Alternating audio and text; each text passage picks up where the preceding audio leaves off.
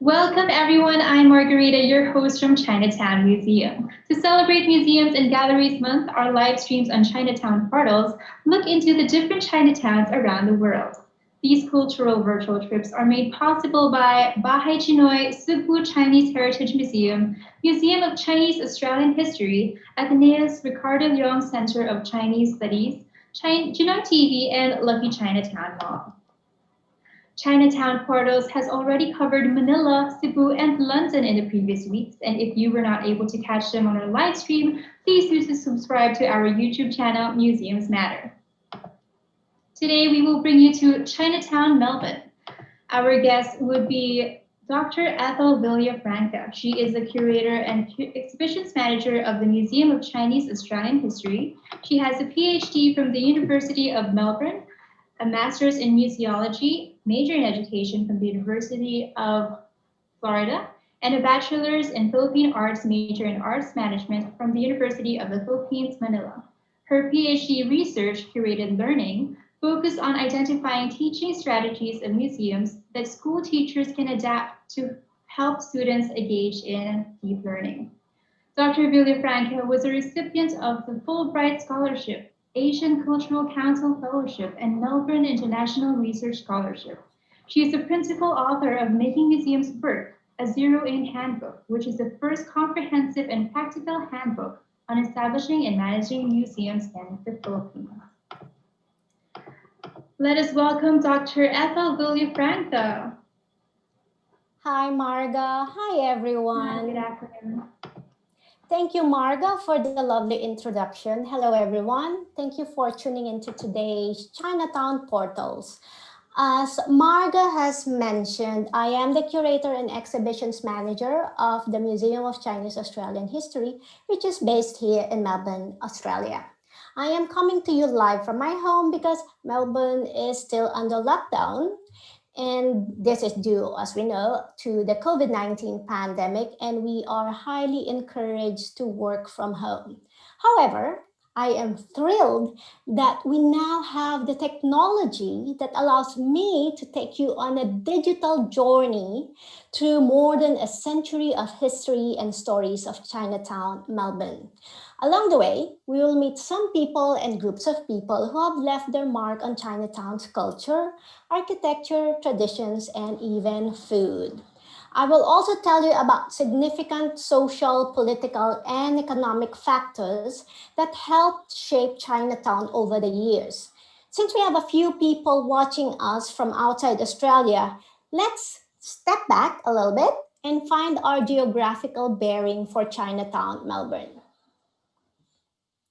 All right, so Melbourne is pronounced as Melbourne locally, is the capital of the state of Victoria. Right there, which is down there at the bottom of the landmass where it's colored purple. The other Australian states are New South Wales, where you have the Sydney Opera House. You also have Tasmania, where we know the Tasmanian devil originally is from. And then up there in Queensland is a gateway to the Great Barrier Reef. Then we also have two other territories, the Australian Capital Territory, where the capital, Canberra, is located, and also the Northern Territory, where you have the Uluru. Has any one of you been to the Uluru before? Comment down below.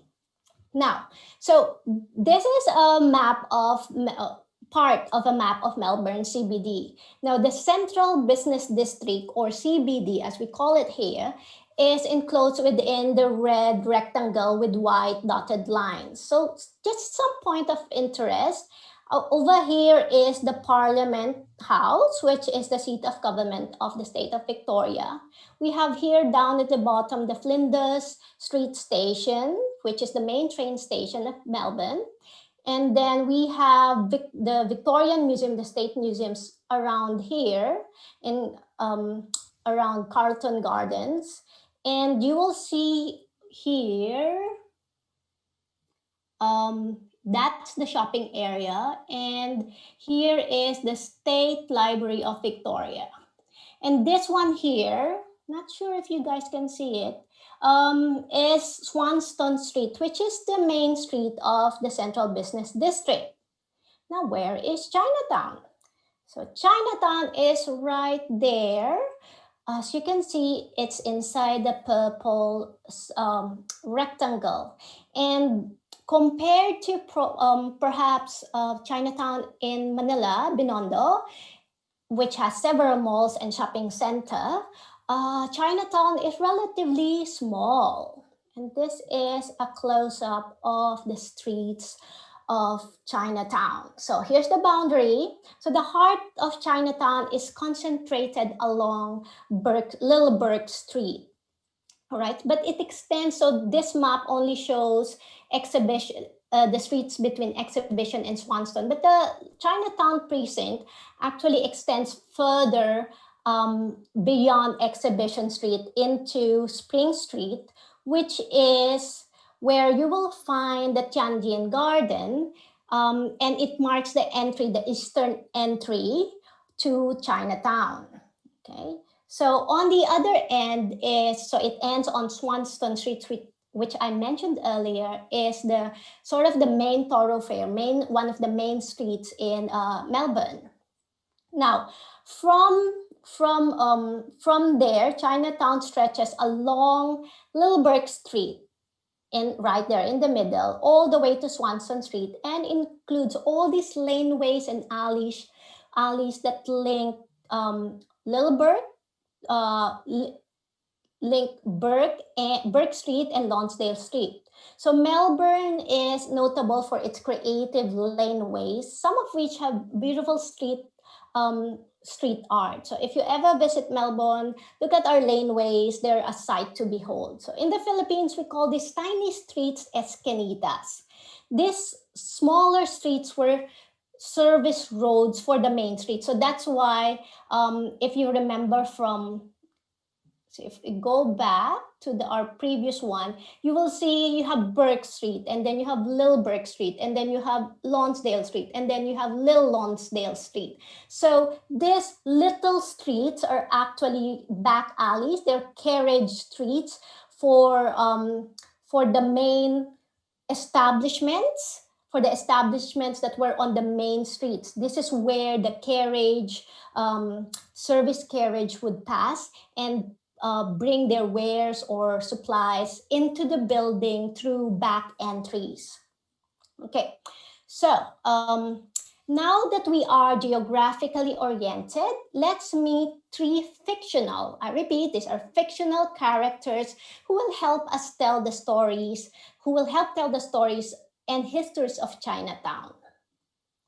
Okay, so everyone, please meet Kwok Lom, Annabelle Chan, and Vivian Liu. Kwok will tell us about Chinatown during the Australian Gold Rush period, while Annabelle will help us explore the period around World War II until the 1990s. Lastly, Vivian will walk us through present-day Chinatown. So as some of you may already know, it was actually the Australian Gold Rush that attracted a large number of Chinese to go to Australia. Now, here's a question for you all. The first, so did you know that there were actually Chinese migrants already in Australia long before the Australian Gold Rush? So one of the first recorded Chinese migrant is Mak Saying, who arrived as a free settler in Port Jackson, New South Wales. Can you guess what year he arrived? So while we're waiting for you to key in your answer, I'll tell you a little bit more about him. So Mak Saying arrived at Port Jackson on a ship named Laurel, which is probably a vessel that is part of the East India Company and built in India. So Laurel, the ship, sailed from Calcutta to Canton, China, before continuing on to Australia. Mak Saying, whose name was later anglicized to Jan Saying, initially worked as a carpenter before becoming a successful businessman in Parramatta in New South Wales. That's the other state outside, next to Victoria. So let's see your guesses. we have guesses? Oh, are you guys still putting in your guesses? Oh, okay. All right, so keep guessing. So did he arrive in 1759, 1818, 1855? Take a guess, one of these. So there were more than just one person who were registered, but because of certain challenges with naming convention, because as I mentioned, Mak Saying whose name was anglicized to Jan Shayin, it makes it a little bit difficult for researchers to find links to people of Chinese heritage in records. So Mak Saying, we were fortunate because we have records of him disembarking. So we know for a fact that he's one of the earliest Chinese settlers in Australia. So do we have answers now?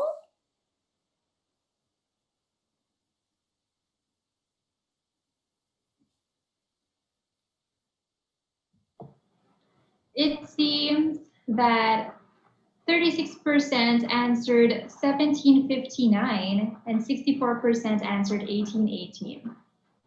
All right, no one answered 1855? Okay. All right, so shall we find out? Let's watch this video.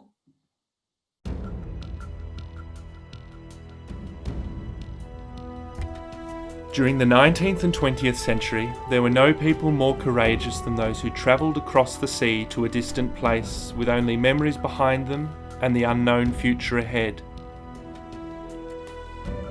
Over the last 200 years, Chinese have been arriving in Australia from the mainland and Southeast Asia.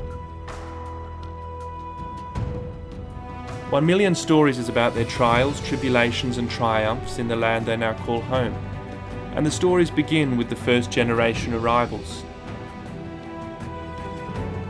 My name is Nick Shai and I am the great-great-great-grandson of Mak Saying, the first known Chinese immigrant to Australia.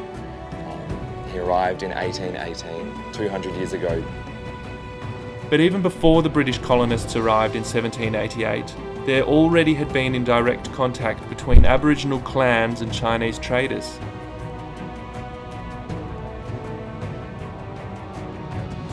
My name is Carol Moore. My great-grandfather Panlook came to Australia from Canton in the early 1850s. He was a young gold miner up in the Buckland Valley in northeastern Victoria. Sadly, tragically, his shop was burnt down in the 1857 Buckland riot.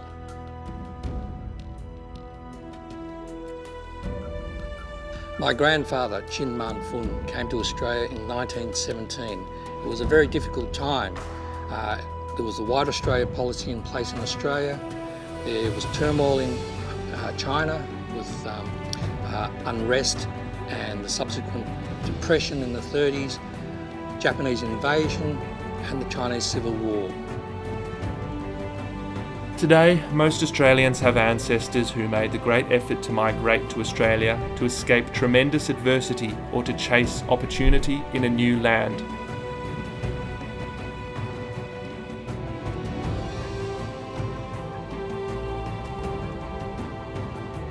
I arrived in Melbourne in December 1959 and from Malaysia. At that time, education in Australia is well known due to the Colombo Plan Scholarship. And when I was here, the White Australian policy was still in existence. So it was very much an Anglo-Saxon community.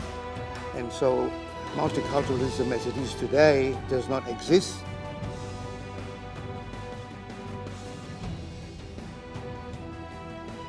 My parents arrived in Australia from Vietnam in 1978 as humanitarian refugees.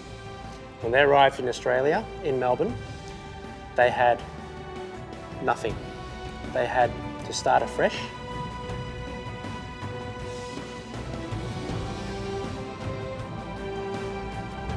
My name is Vivian Wang. I came in 2006 as an overseas student from Tianjin, which is the sister city with Melbourne. So I used to be studying international finance. I see there's so many lovely cakes. I suddenly changed my career to a pastry chef to settle my life in Australia. There are now over 1.2 million Australians of Chinese ancestry living in Australia that continue the journey that their ancestors began as part of the Australian national identity.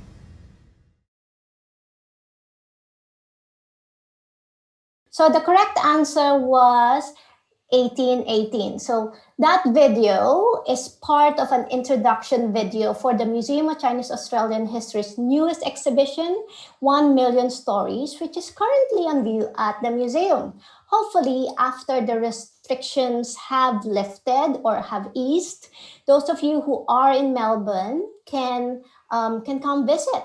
I'll tell you more about the museum later on. All right, so let me introduce again our fictional character, Kwok Lum, who arrived in Australia just like the grandfather of Carol Moore, who we would have seen in that video, who was a descendant of Pan Luk, also a gold seeker.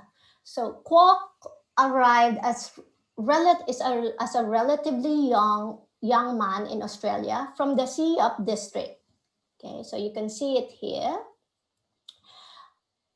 About 80% of Chinese migrants during the Australian gold rush came from Siop district. It is located in the Pearl River Delta of southern Kwantong province, close to the port of Hong Kong, where many of the ships bound for Australia sailed from. So gold was discovered first in New South Wales, not Victoria, in 1851, but it wasn't until more gold was discovered in Victoria, somewhere in Ballarat, that the gold rush fever really took hold.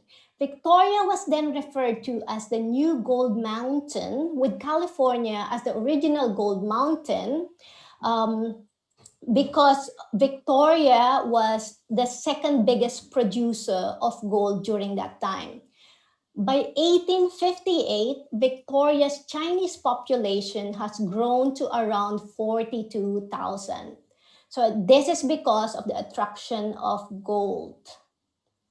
But many of the Chinese who went to Australia they were sojourners, meaning they were not here to settle. They were here to find gold and send back money to their families back home. So Kwok arrived here on a ship from Hong Kong and he was sailing for about 2 to 3 months just to get to Australia. He, like many of his fellow Chinese gold seekers, would stop in Melbourne to get a bit of rest after that long and often difficult sea voyage where many Chinese would actually perish. In Melbourne, they would gather provisions before heading out to the gold fields. This is an 1886 illustration of Chinese workers unloading goods outside of Nam Pon Sum building, which is located at 200 to 202 Little Bourke Street. So on the right is the facade of the Nam Pon Society building, and this is, there we go. And this is the modern day photo of the same building. So it still exists up to today. This building was constructed between 1861 to 1862 as the base for the society. And the society was established to support people from the Sunyi district. This building is the earliest surviving Chinese community building in Melbourne. So if you're ever in Melbourne, you have to look up this building. Again, it's in Little Bourke Street, around 200 to 201 Little Bourke Street. So there are many other buildings that were constructed in the area around this period to support gold seekers from China. It is not completely known why the Chinese settlement were concentrated in this district around Little Bourke, but one assumption is that it's because of its close proximity to the port of Melbourne where the ships would dock, and also because rent around the area would be cheaper, or cost of property to purchase property was also more affordable. All right. Of course, when Kwok arrived, he would have needed to find temporary dwellings. So in 1851, the first Chinese lodging houses were established in a small lane of Little Burke Street. It had no name before, but later it was named Celestial Avenue. They used to call Chinese people in Australia Celestials, so that's probably where the name of that street came from. So by 1860, there were at least 17 Chinese lodging houses between number 49 and number 150 Little Burke Street East. So on the leftmost part of your screen is a photo of a building constructed in 1895 as the CEOP Society's housing. Next to it is the modern day photo of the same building. And on the right is the former Sing Li Cafe, which was built in 1883, also as a Chinese lodging, but was also predominantly used as a cafe. At some point, this building, building on the right, was also the site for a Chinese herbalist. So both of these buildings are located in Celestial Avenue.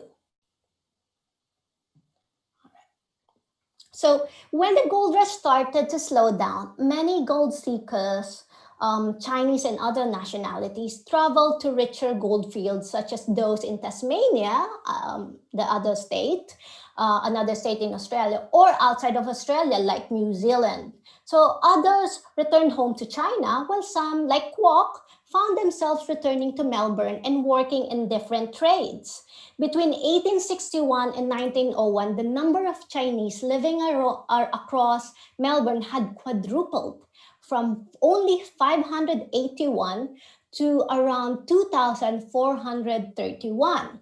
And around 70 to 80% of them lived in the Gips Ward, which included the Chinatown area.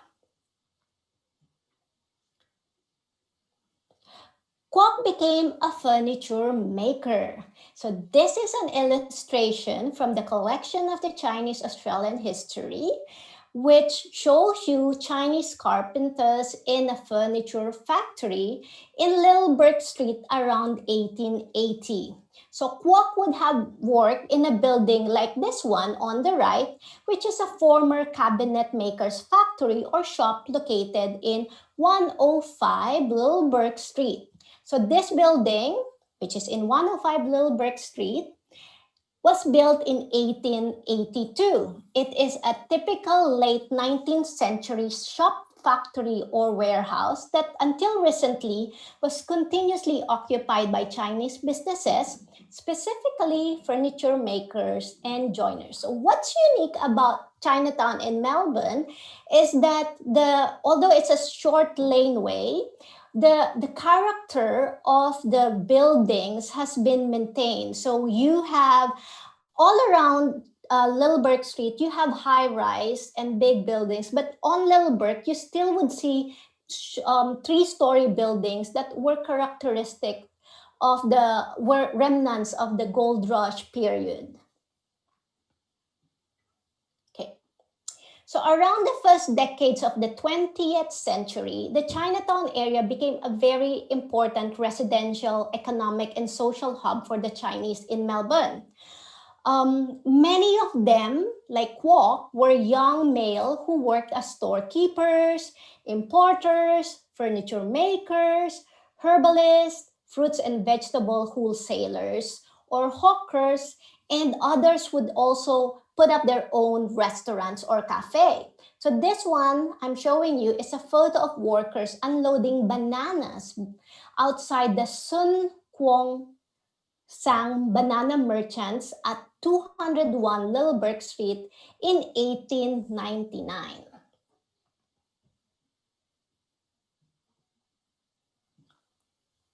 There we go. So these three buildings that you're seeing were constructed around 1883. These are located in 212 to 220 Little Brick Street. So many Chinese people have lived and worked in this site since 1862, well before this site, well before these buildings were constructed. These shops have been used for a range of businesses, including a cook shop, a restaurant, a general store for the Chen clan, and a banana warehouse. So during Kwok's time, grocery shops in Chinatown were not just places where they bought supplies.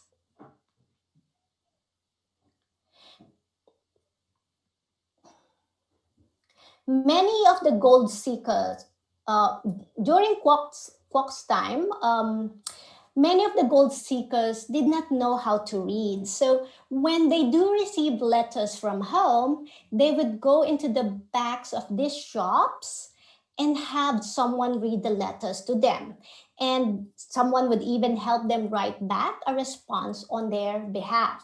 So on some evenings also, they would go in there to gamble.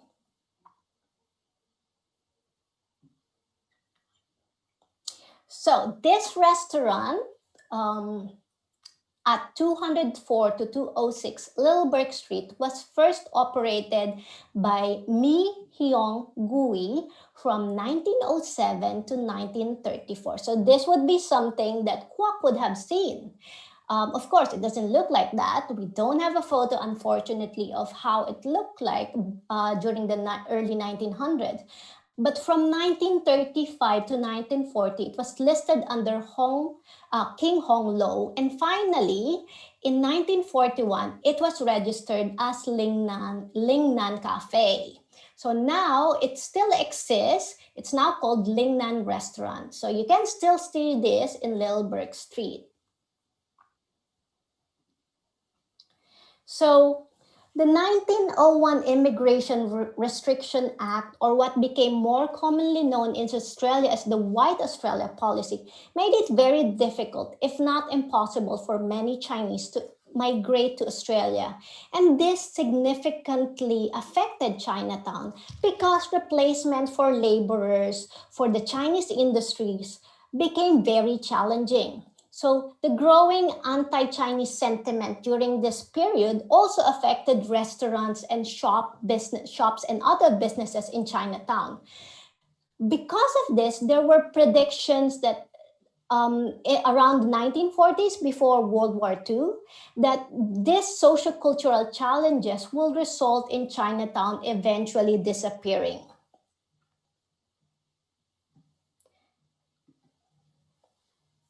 Now we move on to our next fictional character, Annabelle. So of course we know now that those who predicted or assumed that Chinatown will disappear were wrong. We will now look at the next phase of Chinatown's history through the eyes of Annabelle. So as mentioned before, the White Australia Policy highly limited migration of Chinese in Australia. In fact, during the 1940s, saw the lowest number of Chinese people in Australia.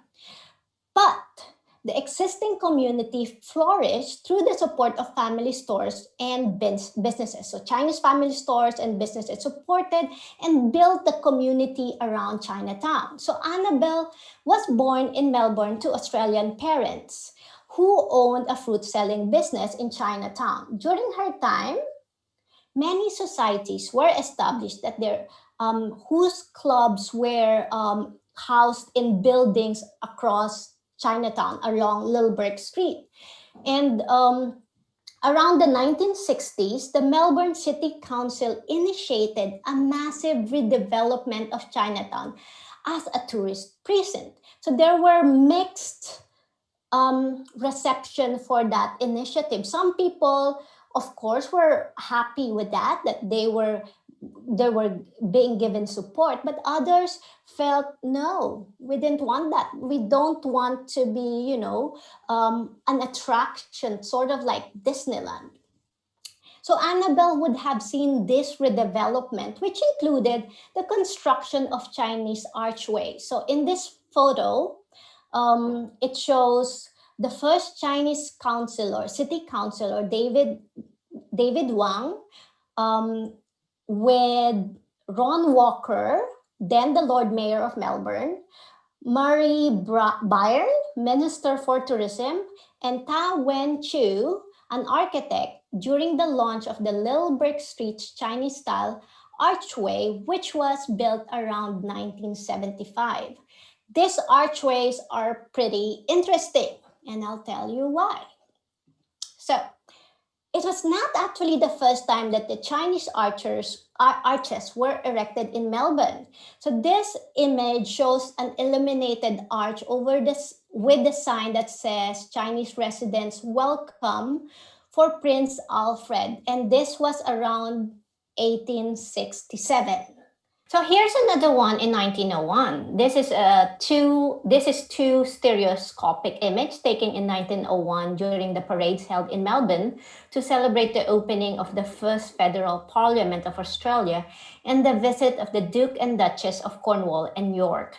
It shows a procession near the Chinese Citizens Arch that used to stand along Swanston Street. Now, when the current arches were built in the 70s, they were attached to buildings and did not have standalone pillars, as you can see from the leftmost photo. Then, in the mid-1980s, there was another move to revive Chinatown, and the Chinatown Historic Precinct Act of 1984 passed, which officially designated the stretch of Little Brick Street between Exhibition and Swanston as a Chinatown Historic Precinct. They also established a 12-member Chinatown Historic Precinct Committee nominated by the City Council of Melbourne. The act ensured the conservation and promotion of Chinatown. There were several developments proposed by the committee, such as applying urban design principles in Chinatown, setting height limits for buildings, and then assigning Cohen Place as a central focus for Chinatown. I will go back to Cohen Place a little later because I wanted to show you the first study for the arches of these Chinese gateways. So on the left is the study for the Chinese gateway in Little Brick. You'll notice that unlike the previous photos, this Chinese gateway now has supporting pillars. And on the right is a photo of the realized design. However, in 2010, these Chinese archways were again redecorated, with each one having distinct design features. They're more colorful now, and the city also changed the elements on top of the pillars. The museum has a pair of these lions, the ones that you saw in the previous photo, and those globular lanterns that we are taking care of now as part of our collection. So there are 4 of these Chinese gateways that line the streets of Little Brick, but there is a 5th gateway in Chinatown. And this is actually the Facing Heaven Archway located in Chinatown Square, which is identical to the one in Melbourne's sister province in China, Jiangsu Province. This was also gifted to the city of Melbourne by Jiangsu Province in 1995 to celebrate the 15th year anniversary of the Victoria-Jiangsu sister state relationship.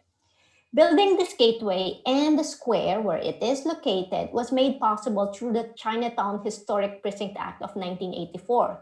During the 1970s and 80s, Chinatown was much celebrated for world-class restaurants, which started emerging to cater to more non-Chinese customers and Chinese customers, even as early as the 1950s. So people would go to Chinatown for dinner, families and business people alike. So among this world-renowned fine dining restaurant is the Flower Drum Restaurant, which originally opened in Little Brick Street in 1975, but eventually moved to its current location along Market Lane. But aside from fancy restaurants in Chinatown, it was also the birthplace of an iconic Australian food icon, the dim sum, which was invented by William Chen Wing Young, who had a restaurant in Chinatown during the 1940s. So here's his daughter, Australian celebrity chef Elizabeth Chong, to tell us about the dim sum. Do you know, everywhere I go, people want to know about the dim sum story. And for me, I think it's a wonderful story, and I really quite like telling it. My father, who was rather he was a most unusual man. He was an entrepreneurial man, a natural businessman, but he was also a man of great heart and great humanity, and I loved him for that. And he used to say to me, you know, these elderly Chinese who were left over from the goldfield days have nothing to do. They come to me and they say, Mr. Wing Yang, what can we do for a living? We're too old to be working, you know, hard work in the markets or in the restaurants. And my father suddenly thought, the light bulb went off, and he thought, well, look, you know, the dim sum, as it's known in all the little cafes right throughout Melbourne and Victoria, are so loved by Australian people. It was obvious that it was getting to be a part of Australia. And he thought, if I can make those little dim sums in a factory and turn them out by the thousands, these elderly men could make a good living selling them in caravans around at the races and the football. Wherever they wanted to set up a caravan, they could sell the dim sums, and they'd make a good living because Australians love them so much. At the same time, though, the World War II was still going on. This is 1942, and there were munitions factories around the city area, North Melbourne and West Melbourne. And my father said, if you took these dim sums at lunchtime to these munitions factories, you will have a huge business. And it proved to be true. And because it was sort of like a war effort, the government gave my father coupons, extra coupons for meat. But not enough coupons to make the dim sums all meat. They had to be padded up with cabbage and celery. But actually it made it even more delicious, I think, because I really remember those early dim sums and I loved them. And so my father had an area at the back of where we lived in Franklin Street, West Melbourne, opposite the Victoria Market. And he had this big space. And so he started manufacturing dim sums by the hundreds and by the thousands, all by hand. My mother probably made more than I'll ever know. And then he thought, well, this is getting to be a big business. And how it got to be a big business is another lovely story. My brother had just finished school and had gone into business with my father. And my father said to him, okay, Tom, take these boxes of dim sums out to some old elderly Chinese men who live out in Cheltenham, I think they live. And so Tom took them out to Cheltenham quite regularly. And on one occasion, the sun was shining, and Tom thought, I'd rather go fishing than do this job. So he called in at Mordialloc to his friend, who had a fish and chip shop, Joe, a Greek man. And he said, hey, Joe, let's go fishing. And when they came back, Tom said, it's time for lunch. Hey, I've got some, you don't know what they are, but they're called dim sums. I'll bring them into the fish and chip shop and we can cook those. And Joe said, golly, they look interesting. He said, how do you cook them? And Tom said, oh, we steam them. What's a steamer? He said. So he said, all I've got is a deep fryer. So they deep fried them in the chip basket. And they were delicious. And so fried dim sums were born. And then Tom left and delivered the rest of them. And then next day he gets a phone call and he says from Joe, and Joe says, Tom, all my mates want dim sums now. And every fish and chip shop in Melbourne and Victoria were owned by Greek people then, not the Chinese like today. And so that's how they became a staple in every fish and chip shop. And the whole business just grew almost overnight.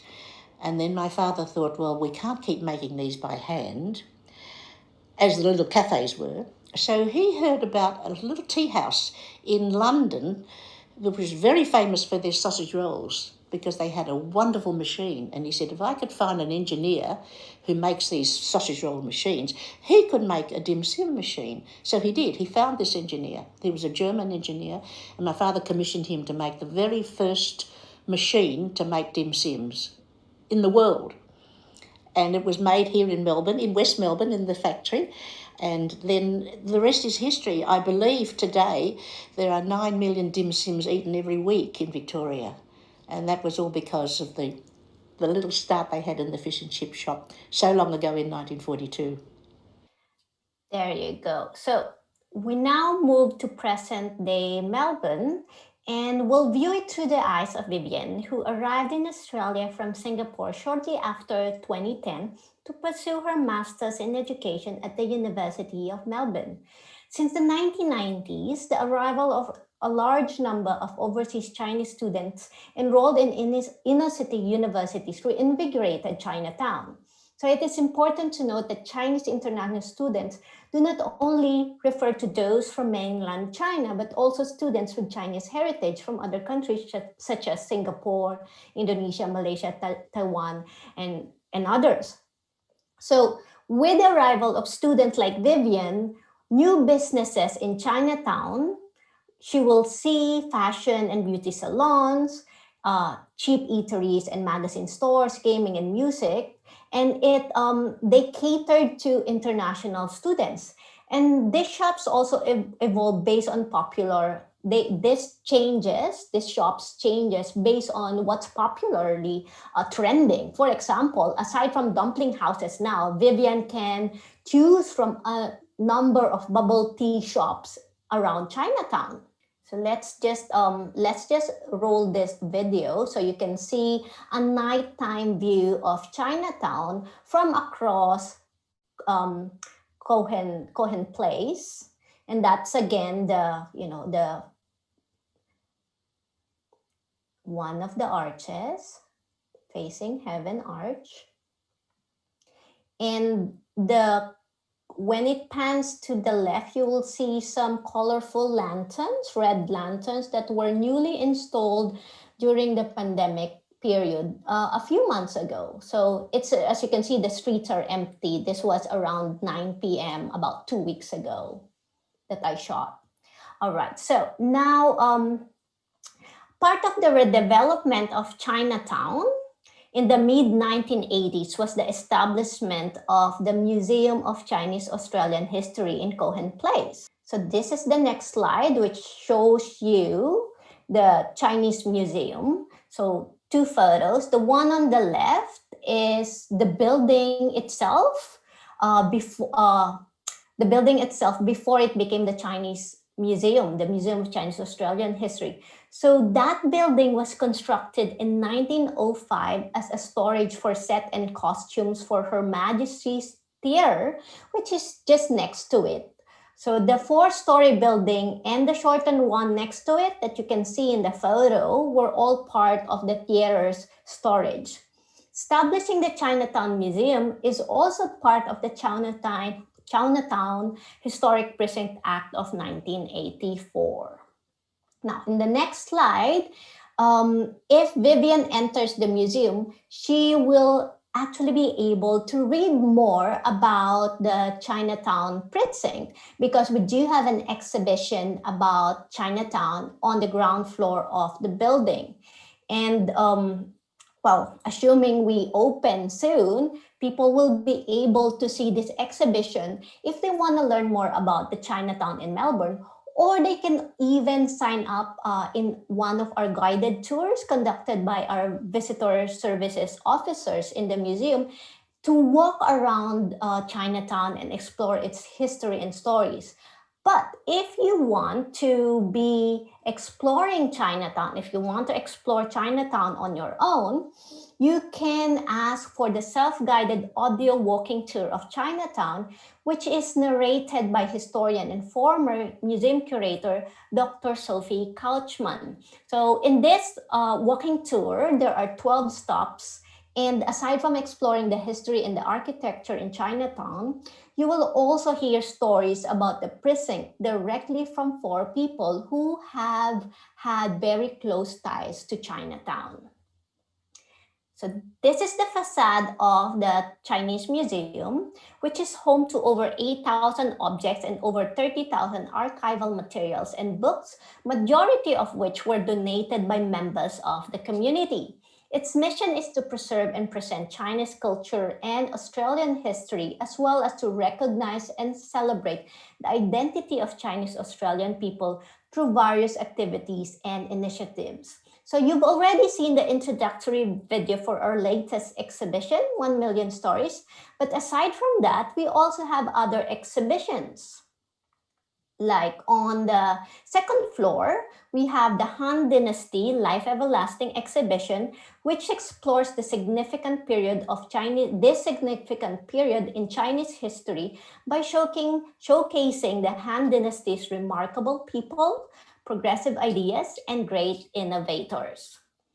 So at the basement, we have Finding Gold, Chinese on the gold fields of 19th century Australia, which you have already learned a bit in the first part of this presentation.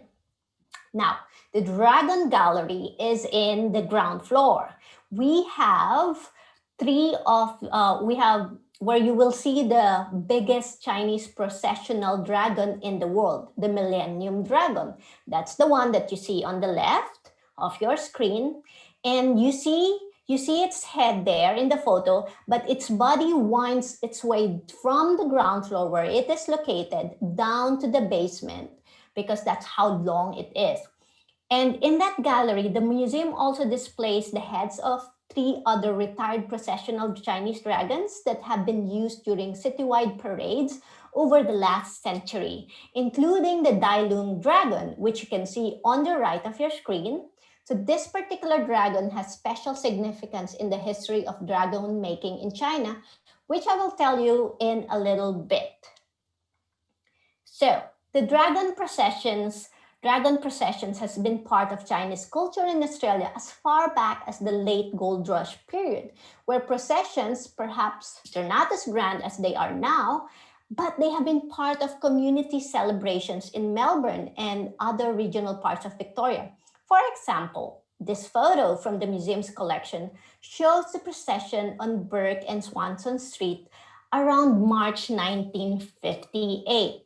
But annually now in Melbourne, the Millennium Dragon comes out twice a year, once during the Chinese New Year to dance along the streets of Melbourne. And I'll show you a video of that. There you go. So I wanted you guys to see this video because aside from showing the Millennium Dragon, you also get to see some of the buildings and streets in Chinatown as they look just earlier this year when we had the Chinese New Year celebration in Melbourne. And while we are watching in the background, while we're watching that video in the background, I also wanted to tell you about the Leong dragon, as I mentioned earlier. This is the predecessor of the Millennium Dragon. It's called the Leong or Big Dragon, and it is, as mentioned, quite significant to the dragon making history in China. In the late 1970s, members of the Melbourne Chinese community went to the city of Foshan in China to procure a new dragon. They wanted to retire their current dragon. So Foshan was the place where processional dragons were made. But much to the dismay of the community, they found out that due to the suppression of traditional culture production of Chinese processional due to the suppression of traditional culture, production of Chinese processional dragons have stopped since 1949. So what they did is they brought samples of parts of the Melbourne's current parade dragons to Foshan that artisans can copy. And this then led to the revival of the Foshan's dragon making industry after over a period of 30 years.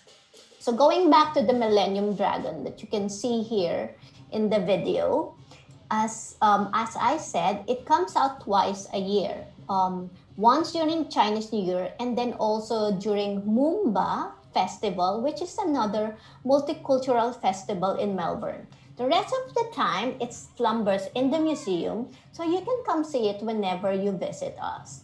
So now you're looking at, this is beyond the Chinatown precinct. And aside from the dragon, there you would have seen, the other elements that parade with the dragon. Now we're entering the streets of Chinatown. And you've seen the arches that I talked about earlier.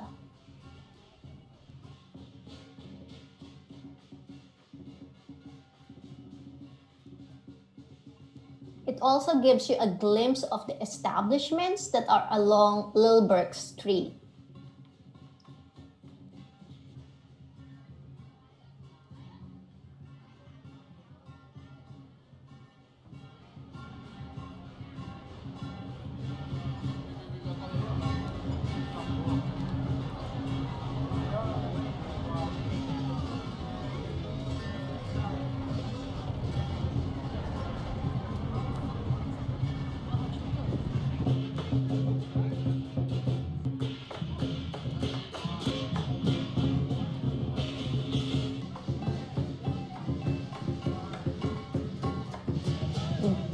that's the tail of the dragon. And the dragon is now in Cohen Place. And it's getting ready to go back into the museum where it will wait to be reawakened during the Mumba Festival, which happens a bit later in the year, a few weeks later, a few months later in the year.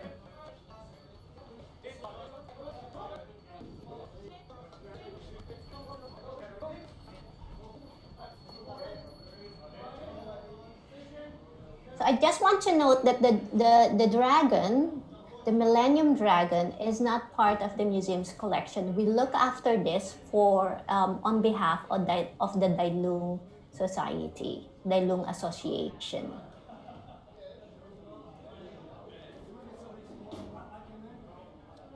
It takes about 2 hours for the whole procession to be completed.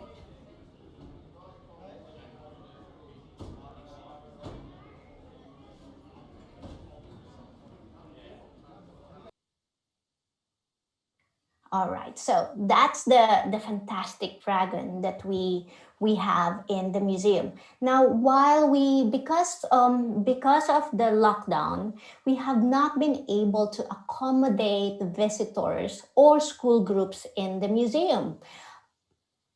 For the meantime, student groups and other groups in Victoria or even outside Victoria can participate in our newest program called the Digital Cultural Adventures.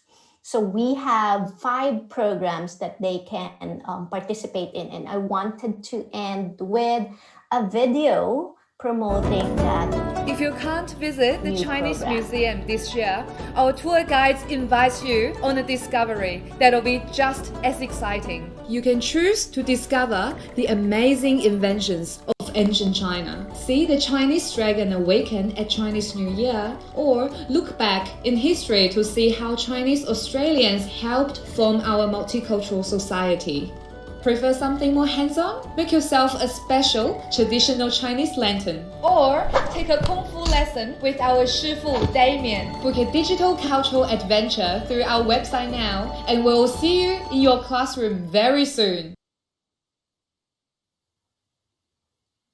All right, so I wanted to end there, and I wanted to also point out that the Digital Cultural Adventure is not only open to students in Victoria, and because of technology now, we are able to accommodate school groups or groups who want to participate in this cultural adventure, even when you are outside Victoria and Australia. So if you're watching from the Philippines and you have a group who want to participate in the cultural adventure, give us a call, send us an email through our website, and we'll be able to accommodate you and make arrangements to do that. Okay, thank you again, Dr. Villafranca. Again, as you mentioned, if you would like to explore more about the Museum of Chinese Australia History, do follow their page at Chinese Muse on both Facebook and Instagram, and visit their website at www.chinesemuseum.com.au. For more content like this, do follow our social media pages at Chinatown Museum on Facebook and Instagram. And we also have a YouTube channel called Museums Matter, where you could watch all the content, our previous live streams, as well as this one.